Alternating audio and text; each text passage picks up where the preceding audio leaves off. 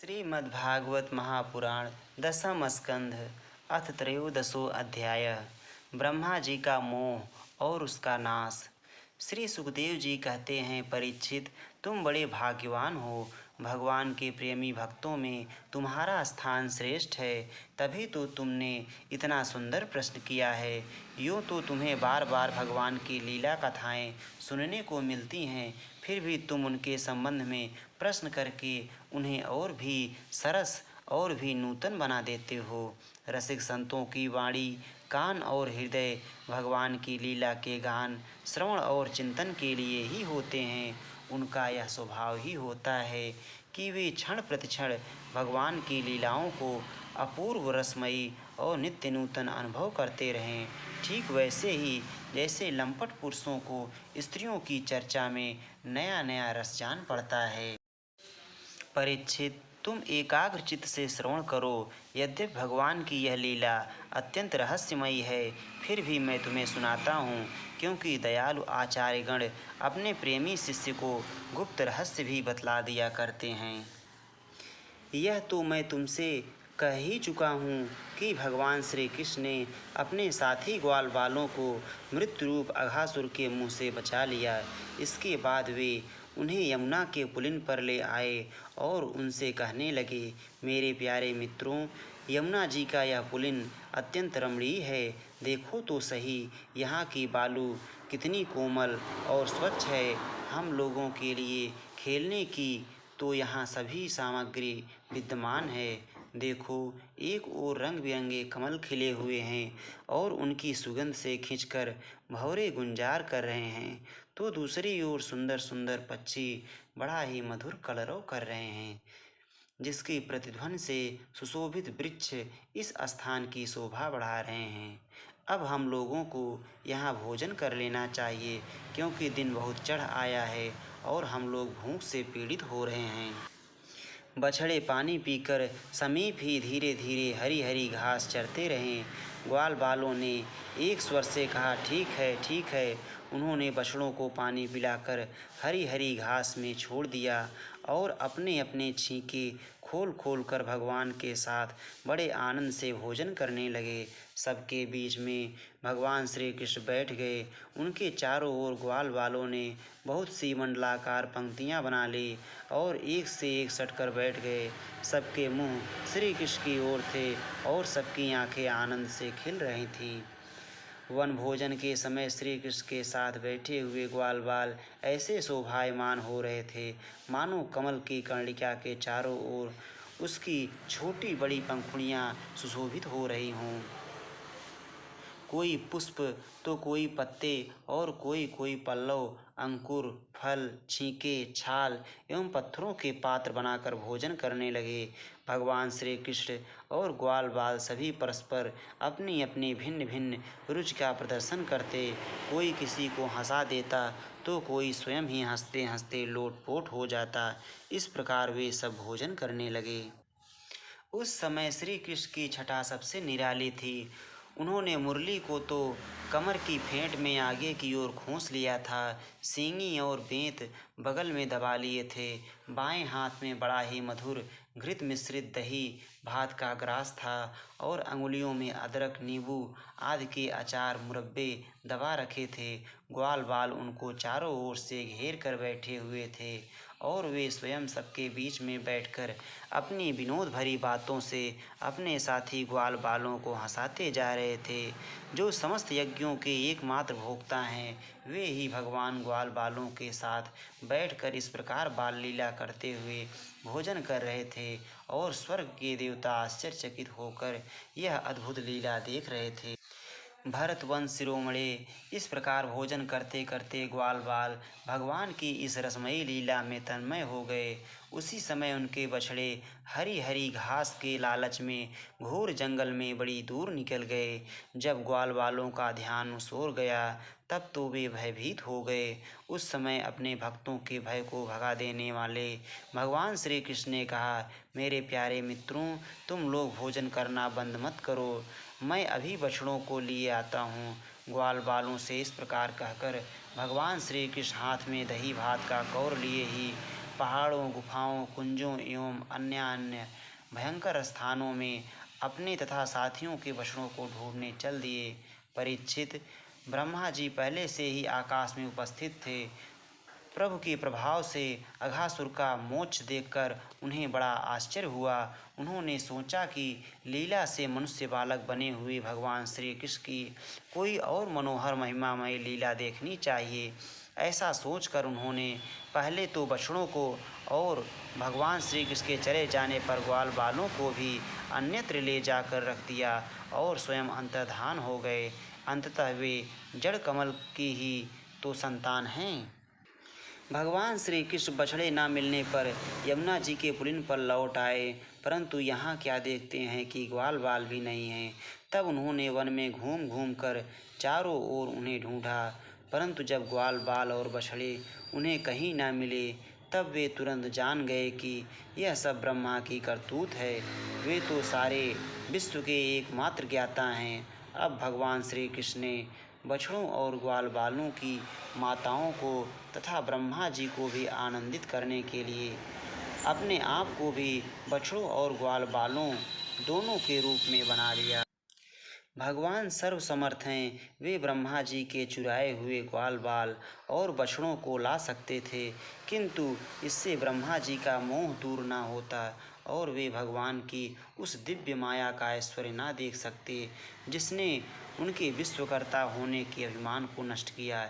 इसीलिए भगवान उन्हीं ग्वाल बाल और बछड़ों को न लाकर स्वयं ही वैसे ही एवं उतने ही ग्वाल बाल और बछड़े बन गए, क्योंकि वे ही तो संपूर्ण विश्व के कर्ता सर्वशक्तिमान ईश्वर हैं। परीक्षित, वे बालक और बछड़े संख्या में जितने थे, जितने छोटे छोटे उनके शरीर थे, उनके हाथ पैर जैसे जैसे थे, उनके पास जितनी और जैसी छड़ियाँ, सिंगी, बांसुरी, पत्ते और छींके थे, जैसे और जितने वस्त्राभूषण थे, उनके शील, स्वभाव, गुण, नाम और रूप और अवस्थाएं जैसी थीं। जिस प्रकार वे खाते पीते और चलते थे, ठीक वैसे ही और उतने ही रूपों में सर्वस्वरूप भगवान श्री कृष्ण प्रकट हो गए। उस समय यह संपूर्ण जगत विष्णु रूप है। यह वेदवाणी मानो मूर्तिमती होकर प्रकट हो गई। सर्वात्मा भगवान स्वयं ही बछड़े बन गए और स्वयं ही ग्वाल बाल अपने आत्मस्वरूप बछड़ों को अपने आत्मस्वरूप ग्वाल बालों के द्वारा घेर कर अपने ही साथ अनेकों प्रकार के खेल खेलते हुए उन्होंने ब्रज में प्रवेश किया। परीक्षित, जिस ग्वाल बालों के जो बछड़े थे, उन्हें उसी ग्वाल बाल के रूप से अलग अलग से ले जाकर उसकी बाखल में घुसा दिया और विभिन्न बालकों के रूप में उनके भिन्न भिन्न घरों में चले गए। ग्वाल बालों की माताएं बांसुरी की तान सुनते ही जल्दी से दौड़ आई। ग्वाल बाल बने हुए परब्रह्म श्री कृष्ण को अपने बच्चे समझकर हाथों से उठाकर उन्होंने जोर से हृदय से लगा लिया। वे अपने स्तनों से वात्सल्य स्नेह की अधिकता के कारण सुधा से भी मधुर और आसव से भी मादक चुचुआता हुआ दूध उन्हें पिलाने लगे। परीक्षित, इसी प्रकार प्रतिदिन संध्या समय भगवान श्री कृष्ण उन ग्वाल बालों के रूप में वन से लौट आते और अपनी बाल सुलभ लीलाओं से माताओं को आनंदित करते। वे माताएं उन्हें उपटन लगाती, नहलाती, चंदन का लेप करती और अच्छे अच्छे वस्त्रों तथा गहनों से सजाती। दोनों भौहों के बीच में ठीठ से बचाने के लिए काजल का ठिठौना लगा देती तथा भोजन कराती और तरह तरह से बड़े लाड प्यार से उनका लालन पालन करती। ग्वालिनों के समान गौएं भी जब जंगलों में से चरकर जल्दी जल्दी लौटती और उनकी हुंकार सुनकर उनके प्यारे बछड़े दौड़कर उनके पास आ जाते, तब वे बार बार उन्हें अपनी जीभ से चाटती और अपना दूध पिलाती। उस समय स्नेह की अधिकता के कारण उनके थनों से स्वयं ही दूध की धारा बहने लगी। इन गायों और ग्वालिनों का मातृभाव पहले जैसा ही ऐश्वर्य ज्ञान रहित और विशुद्ध था। हाँ, अपने असली पुत्रों की अपेक्षा इस समय उनका स्नेह अवश्य अधिक था। इसी प्रकार भगवान भी उनके पहले पुत्रों के समान ही पुत्र भाव दिखला रहे थे, परंतु भगवान में उन बालकों के जैसा मोह का भाव नहीं था कि मैं इनका पुत्र हूँ।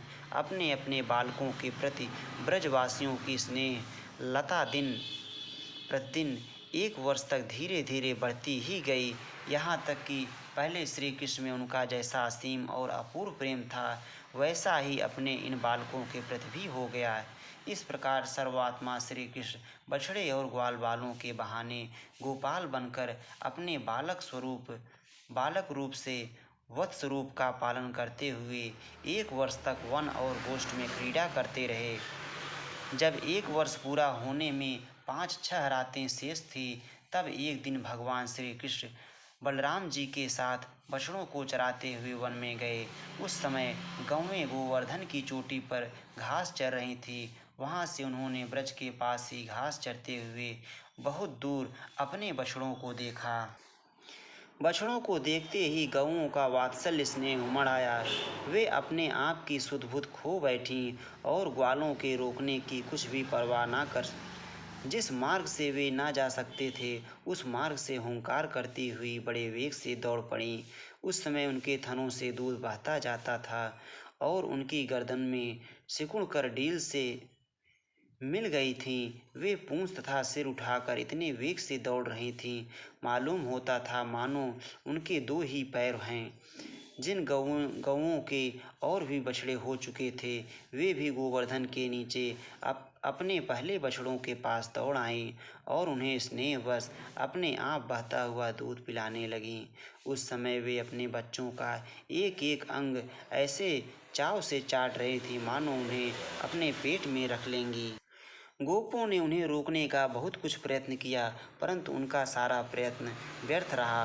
उन्हें अपने विफलता पर कुछ लज्जा और गायों पर बड़ा क्रोध आया। जब वे बहुत कष्ट उठाकर उस कठिन मार्ग से उस स्थान पर पहुँचे, तब उन्होंने बछड़ों के साथ अपने बालकों को भी देखा। अपने बच्चों को देखते ही उनका हृदय प्रेम रस से सराबोर हो गया। बालकों के प्रति अनुराग की बाढ़ आ गई। उनका क्रोध न जाने कहाँ हवा हो गया।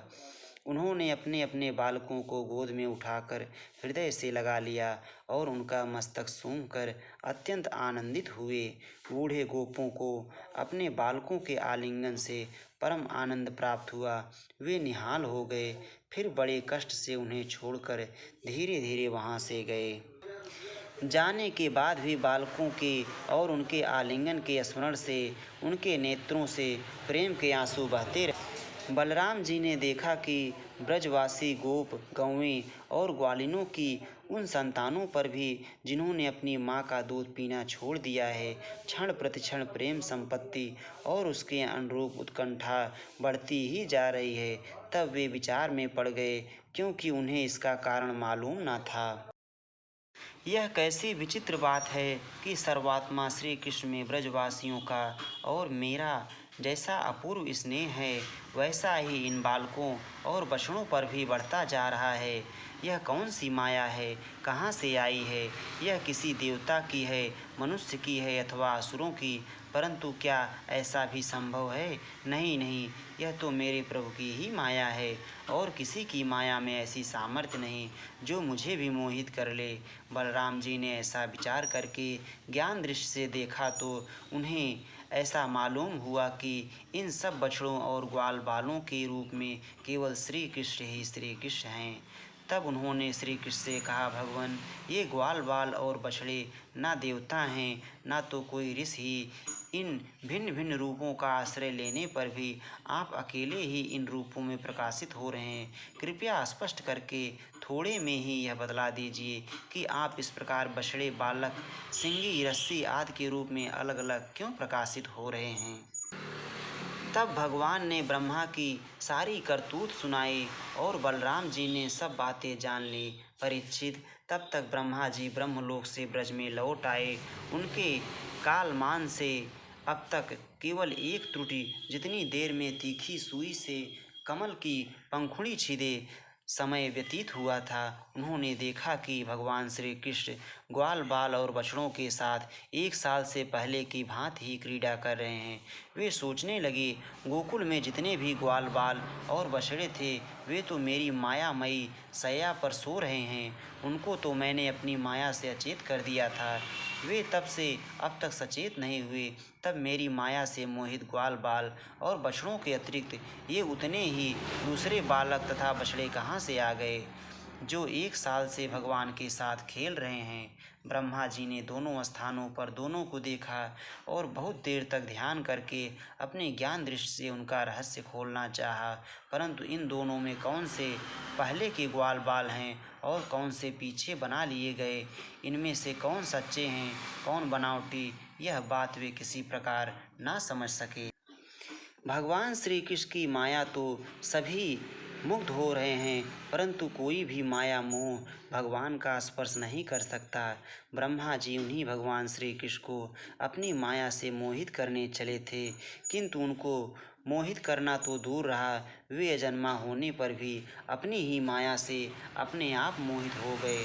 जिस प्रकार रात के घोर अंधकार में कोहरे के अंधकार का और दिन के प्रकाश में जुगनू के प्रकाश का पता नहीं चलता, वैसे ही जब क्षुद्र पुरुष महापुरुषों पर अपनी माया का प्रयोग करते हैं तब वह उनका तो कुछ बिगाड़ नहीं सकती, अपना ही प्रभाव खो बैठती है। ब्रह्मा जी विचार कर ही रहे थे कि उनके देखते देखते उसी क्षण सभी ग्वाल बाल और बछड़े श्री कृष्ण के रूप में दिखाई पड़ने लगे। सब के सब सजल जलधर के समान श्याम वर्ण पीताम्बरधारी, शंख चक्र गदा और पद्म से युक्त चतुर्भुज, सबके सिर पर मुकुट, कानों में कुंडल, कंठों में मनोहर हार तथा वनमालाएं शोभायमान हो रही थी। उनके वक्षस्थल पर स्वर्ण की सुनहली रेखा, श्रीवत्स, बाहुओं में बाजूबंद, कलाइयों में शंखाकार, रत्नों से जड़े कंगन, चरणों में नूपुर और कड़े, कमर में करधनी तथा अंगुलियों में अंगूठियां जगमगा रही थीं। वे नख से सिर शिख तक समस्त अंगों में कोमल और नूतन तुलसी की मालाएं, जो उन्हें बड़े भाग्यशाली भक्तों ने पहनाई थी, धारण किए हुए थे।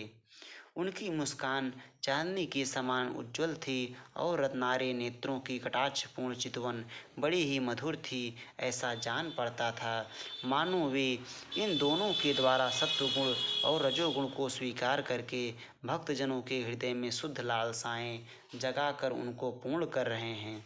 ब्रह्मा जी ने यह भी देखा कि उन्हीं के जैसे दूसरे ब्रह्मा से लेकर तृण तक सभी चराचर जीव मूर्तिमान होकर नाचते गाते अनेक प्रकार की पूजा सामग्री से अलग अलग भगवान के उन सब रूपों की उपासना कर रहे हैं। उन्हें अलग अलग अणिमा महिमा आदि सिद्धियां, माया विद्या आदि विभूतियां और महत तत्व आदि 24 तत्व चारों ओर से घेरे हुए हैं। प्रकृति में क्षोभ उत्पन्न करने वाला काल, उसके परिणाम का कारण स्वभाव, वासनाओं को जगाने वाला संस्कार, कामनाएं, कर्म, विषय और फल सभी मूर्तिमान होकर भगवान के प्रत्येक रूप की उपासना कर रहे हैं। भगवान की सत्ता और महत्ता के सामने उन सभी की सत्ता और महत्ता अपना अस्तित्व खो बैठी थी। ब्रह्मा जी ने यह भी देखा कि वे सभी भूत भविष्यत और वर्तमान काल के द्वारा सीमित नहीं हैं, त्रिकाल बाधित सत्य हैं। वे सब के सब स्वयं प्रकाश और केवल अनंत आनंद स्वरूप हैं। उनमें जड़ता अथवा चेतनता का भेदभाव नहीं है, वे सब के सब एक रस हैं। यहाँ तक कि उपनिषददर्शी तत्वज्ञानियों की दृष्टि भी उनकी अनंत महिमा का स्पर्श नहीं कर सकती। इस प्रकार ब्रह्मा जी ने एक साथ ही देखा कि वे सब के सब उन पर ब्रह्म परमात्मा श्री कृष्ण के ही स्वरूप हैं, जिनके प्रकाश से यह सारा चराचर जगत प्रकाशित हो रहा है। यह अत्यंत आश्चर्यमय दृश्य देखकर ब्रह्मा जी तो चकित हो रह गए। उनकी 11 इंद्रियां, 5 कर्मेंद्री, 5 ज्ञानेंद्री और 1 मन क्षुब्ध एवं स्तब्ध रह गईं। वे भगवान के तेज से निस्तेज होकर मौन हो गए। उस समय वे ऐसे स्तब्ध होकर खड़े रह गए मानो ब्रज के अधिष्ठात्री देवता के पास एक पुतली खड़ी हो। परीक्षित, भगवान का स्वरूप तर्क से परे है। उसकी महिमा असाधारण है। वह स्वयं प्रकाश, आनंद स्वरूप और माया से अतीत हैं। वेदांत भी साक्षात रूप से उसका वर्णन करने में असमर्थ हैं। इसलिए उससे भिन्न का निषेध करके आनंद स्वरूप ब्रह्मा का किसी प्रकार कुछ संकेत करता है। यद्यपि ब्रह्मा जी समस्त विद्याओं के अधिपति हैं, तथापि भगवान के दिव्य स्वरूप को वे तनिक भी ना समझ सके कि यह क्या है। यहाँ तक कि भगवान के उन महिमामय रूपों को देखने में भी असमर्थ हो गए। उनकी आंखें मुद गईं। भगवान श्री कृष्ण ने ब्रह्मा के इस मोह और असमर्थता को जानकर बिना किसी प्रयास के तुरंत अपनी माया का पर्दा हटा दिया। इससे ब्रह्मा जी को ब्रह्म ज्ञान हुआ। वे मानो मरकर फिर जी उठे। सचेत होकर उन्होंने ज्यों त्यों करके बड़े कष्ट से अपने नेत्र खोले। तब कहीं उन्हें अपना शरीर और यह जगत दिखाई पड़ा। फिर ब्रह्मा जी जब चारों ओर देखने लगे, तब पहले दिशाएं और उसके बाद तुरंत ही उनके सामने वृंदावन दिखाई पड़ा। वृंदावन सबके लिए एक सा प्यारा है। जिधर देखिए उधर ही जीवों को जीवन देने वाले फल और फूलों से लदे हुए हरे हरे पत्तों से लहलहाते हुए वृक्षों की पातें शोभा पा रही हैं। भगवान श्री कृष्ण की लीला भूमि होने के कारण वृंदावन धाम में क्रोध, तृष्णा आदि द्वेष प्रवेश नहीं कर सकते और वहाँ स्वभाव से ही परस्पर दुस्त्यज बैर रखने वाले मनुष्य और पशु पक्षी भी प्रेमी मित्रों के समान हिल मिलकर एक साथ रहते हैं। ब्रह्मा जी ने वृंदावन का दर्शन करने के बाद देखा कि अद्वितीय परब्रह्म गोप वंश के बालक का सा नाट्य कर रहा है। एक होने पर भी उसके सखा हैं, अनंत होने पर भी वह इधर उधर घूम रहा है और उसका ज्ञान अगाध होने पर भी वह अपने ग्वाल बाल और बछड़ों को ढूंढ रहा है। ब्रह्मा जी ने देखा कि जैसे भगवान श्री कृष्ण पहले अपने हाथ में दही भात का कौर लिए उन्हें ढूंढ रहे थे, वैसे ही अब भी अकेले ही उनकी खोज में लगे हैं। भगवान को देखते ही ब्रह्मा जी अपने वाहन हंस पर से कूद पड़े और सोने के समान चमकते हुए अपने शरीर से पृथ्वी पर दंड की भांति गिर पड़े। उन्होंने अपने चारों मुकुटों के अग्रभाग से भगवान के चरण कमलों का स्पर्श करके नमस्कार किया और आनंद के आंसुओं की धारा से उन्हें नहला दिया। वे भगवान श्री कृष्ण की पहले देखी हुई महिमा का बार बार स्मरण करते, उनके चरणों पर गिरते और उठ उठकर फिर गिर पड़ते। इसी प्रकार बहुत देर तक वे भगवान के चरणों में ही पड़े रहे। फिर धीरे धीरे उठे और अपने नेत्रों के आंसू पोंछे। प्रेम और मुक्ति के एकमात्र उद्गम भगवान को देखकर उनका सिर झुक गया। वे कांपने लगे। अंजलि बांधकर बड़ी नम्रता और एकाग्रता के साथ गदगद वाणी से भगवान की स्तुति करने लगे। इति श्रीमद्भागवते महापुराणे पारमहंस्यां संहितायां दशम स्कंधे पूर्वार्धे त्रयोदशोऽध्यायः। श्री राधा वल्लभ लाल की जय।